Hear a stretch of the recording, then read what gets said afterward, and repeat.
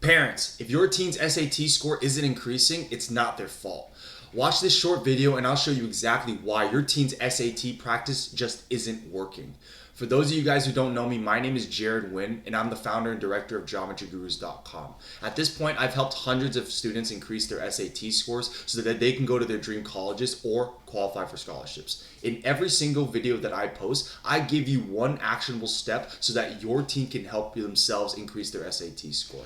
For that being said, guys, let's go straight into it, okay? So the main reason why your teen's SAT practice isn't working right now, and let me go ahead and let me shrink myself down so that I can put myself in that corner right there, is that, hey, most students, they think that there are only 8 major concepts on every single SAT, okay? And that's because the College Board Blue Book or regular test prep centers, they only tell them about these 8 major concepts, 4 for English and 4 for math. The problem with this, family, is that it's not just 8 concepts that they actually need to cover.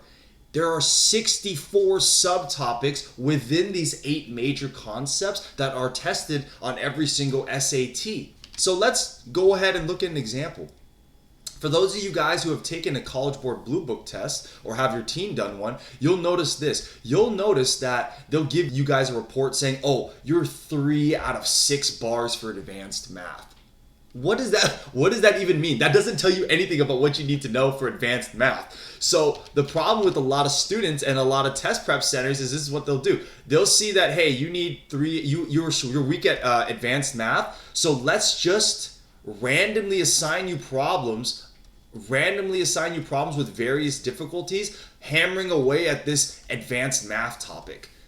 And the problem with that is that it's not very focused at all. Again, there are so many subtopics within just advanced math that if you just try to hit everything all at once, then you're not going to hit anything.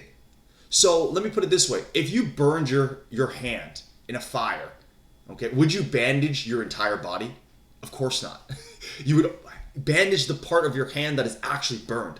Okay, so that's the problem with a lot of these prep centers and a lot of students is that they just randomly try to hit these big concepts, hoping that they get down to where they're actually needing the most help.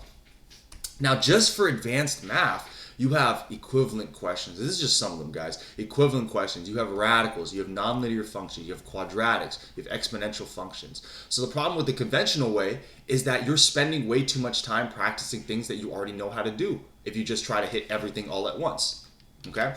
So some students might not be very good at equivalent problems. Some students might be really good at radicals. Not very good here, and very good here, not very good here. So we want to make sure that we are hitting all the parts that we're actually the weakest in, so that now we can fill in those rest of those bars that we're missing, instead of just trying to retarget the same bars that we already know that we're good in. Is this making sense now? Now, another reason why students don't get the results that they're looking for is because of the difficulty. There are 3 main difficulties on every single SAT. There's the easy problems, there's the medium problems, and there's the hard problems. So what happens there? A lot of students, again, this kind of ties in with the subtopic stuff, but they already know that they're good at the easy problems.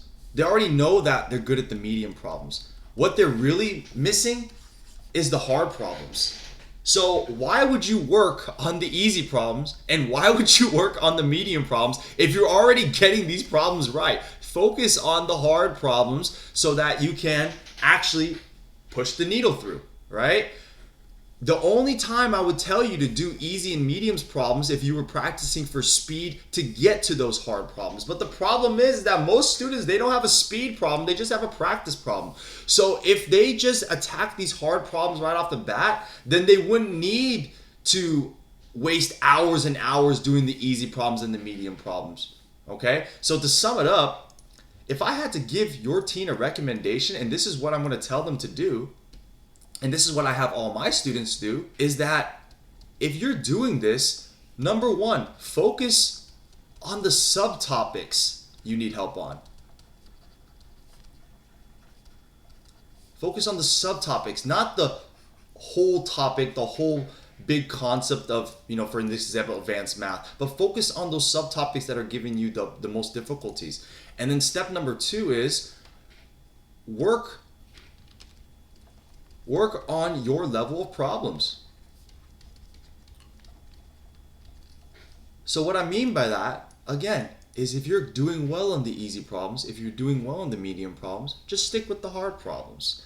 And only go back to the easy and medium problems for the speed. So these are the 2 recommendations that I have for you guys.